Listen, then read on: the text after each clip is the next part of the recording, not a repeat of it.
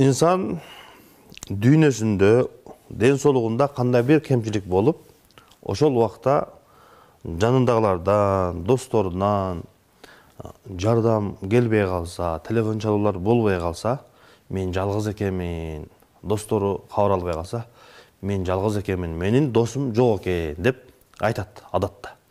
Бирок урматтуу бертуган, сиз чындыгында кайсыл убакта өзүңүз жалгыз калган экендигиңизди байкасаңыз, билсеңиз болот. Эгерде сиздин жашооңузда Алла Таала менен болгон мамилеңизде, диниңизде кандайдыр бир кемчилик болсо, өзүңүз билген абалда, билбеген абалда бир кемчилик болгон болсо, ошол кемчилигиңизди оңдоп албайсыңбы?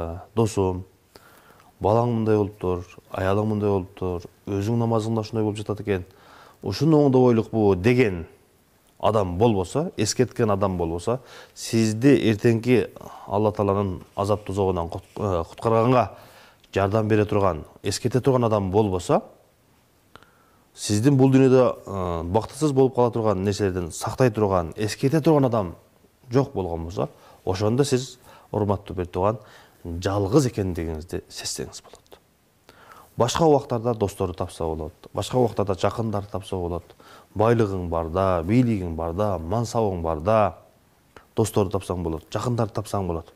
Бирок алардын бардыгы сенен бир нерсени үмүт кылып, сенин кандай бир жакшылыктын максат кылып, сенин кемчиликтериңни айтпаса, сага керек болгон нерсени айтпаса, сени азап тозоктон куткара турган нерсени айтпаган болсо, ошончолук досторуң көп болсо дагы сен, урматтуу бертуган, жалгызсың.